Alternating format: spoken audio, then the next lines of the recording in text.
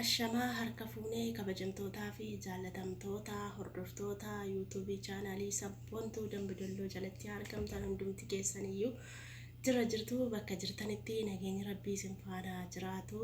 Ani nagaa kooti galanni rabbiif haa ta'u, isinis immoo akka nagaa fayyaa taatan abdii guutuun qaba jechuudha. Warroonni maatii naaf hin taane, warroonni sabskiraaybii naaf hin goone sabskiraaybii naaf godhaa, maatii kiyya ta'a, manni keessanii seenaa maatii naaf ta'a, anis maatiin isiniif ta'a isiniin jechuun barbaada. Warroonni maatii naaf taatanii jirtan immoo galata guddaan biraa qabdu isiniin jedha. Akkasumas immoo gara fuula duraatti akkasin na jajjabeessitanii, akkasin na gargaartanii, na guddistanii abdii guutuun isinirraa qaba isiniin jedha. Hedduu tokko galatoomaa, baay'een isin galateeffadha, baay'een isin kabaja, baay'een isin jaalladha hordoftoota koo. Ammallee naaf jiraadha. Hundumti keessaniyyuu bakka jirtanitti nagaa fayyaa ta'aa isiniin jedha. Akkasumas immoo kan inni har'a gara keessan dhufee fi waan ta'e tokkotu na dhibee jechuudha. Innis maalidha yoo jettanii sabskiraayibiin koo jechuudha. Gaafa chollaa deemu yoo akka tasaa 50 fa'aa ga'ee dheengadda fa'aa 50 ga'eetu reefuun bana yuutuubiin kun haaraadha. Reefuu namatti kadhachaa jira. 50 naa ta'eetu deebi'ee 28tti gad deebi'ee. Ammas immoo achi olii adeemeen ijoolleen sabskiraayibii naaf godhanii kaleessa immoo 47 ta'eetu amma immoo deebi'ee 32tti gad deebi'ee jechuudha.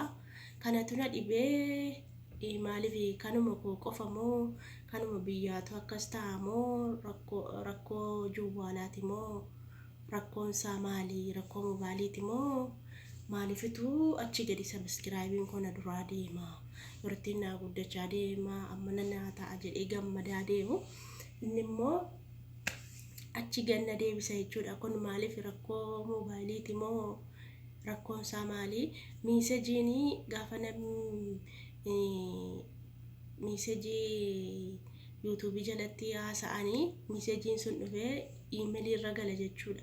Iimeelii irraa miisejii sana yoo dileete rakkoo qaba moo miisejiin akka jirutti namni sabskiraayibii naaf godhee koomentii yuutuubii jalatti naa barreesse iimeelii dhumarra dhufee gala jechuudha.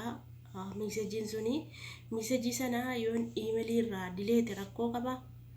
Saniifitu dheengadda dileeteen ture, saniifitu irra guute jedhee akkuma iimoo fa'aa akkuma waasaappii fa'aa se'eenii dileete yoo dileete rakkoo qaba moo rakkoon yuutuubii kanaa maali? Furmaata naaf kennaa kottaatii furmaata naaf ta'a jedhee hordoftoota koo biraan ga'uun qaba. Yookiin kanas akka koo rakkachaa jiru jiraachuu danda'a. Mucaa tokko gaafadhee ankoos akkasuma waan sawwadhaalee naan jette.